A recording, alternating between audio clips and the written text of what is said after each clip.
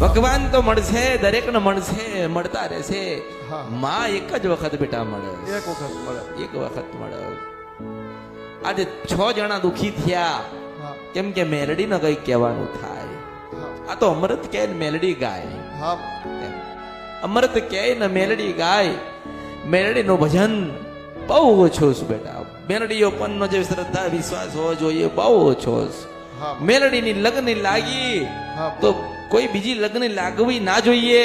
હા તમે રામને પૂજો છો બરોબર છે, હનુમાનજીને પૂજો છો બરોબર છે, હા સાધુ મહાત્મા પૂજો છો વાત બરાબર છે, હા હા કથાએ કરો છો, હવન કરો છો, હોમ કરો છો, હા શિવનું જ્ઞાન તમારી પાસે. પણ બેટા કળિયુગની અંદર હોય ને તો એનું નામ જગત જનની ભગવતી જોગમાયા ઉમા અને મેલડી કહેવાય. હા માં મેલડી એક એવી માતા છે, હા માં એક મેલડી એક એવી માતા છે હા માં એ કદાચ ભગવાન રામ ના પાડે પણ મેલડી હા પાડે, હા માં શંકર ના આપો પણ મેલડી હાલ. હા માં મેલડીના ભક્તોને મેલડી વગર ચાલે નહીં. હા માં તમે જ્ઞાની છો, સાધુના દીકરા છો, હા. તમે જ્ઞાની છો, સાધુના દીકરા છો, તમે ભક્તિવાળા છો, અધર્મના પાપના પંથેથી તમે બહુ દૂર છો, તમે પવિત્ર છો. હા માં પણ મેલડી રાજી નથી બેટા, રાજી નથી. માં. હું મારક કરી તમે રાજી કરજો હું માં. મારક કરી આલું એ જ કહું છું ને, મારો ધર્મ બજાવવો તો પડશે ને.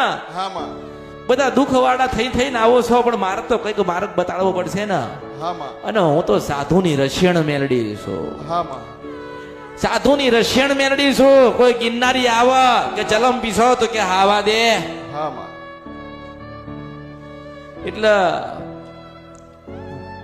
દર મંગળવારનો એક મેલડીનો બેટા ઉપવાસ કરજો.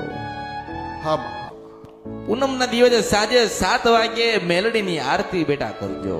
ભલે. અને તે તો તમે તો દુનિયા બધી ફરી છો ને, આમાં. તમે તો ફરેલા છો ને, હા માં ફરેલા છો ને. હા તમારી દયાથી બધું. મારી દયા નથી, હું તો આ બાવાની મેલડી છું, આ ફકીરની મેલડી છું.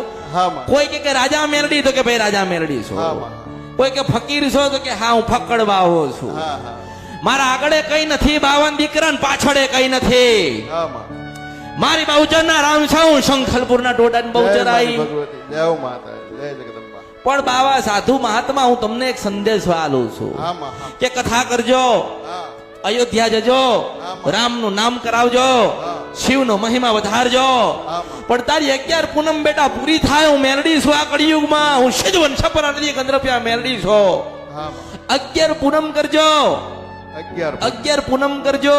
હા. અને 11 પૂનમના દર દિવસે સુખડીને શ્રીફળ ધરાવજો. હા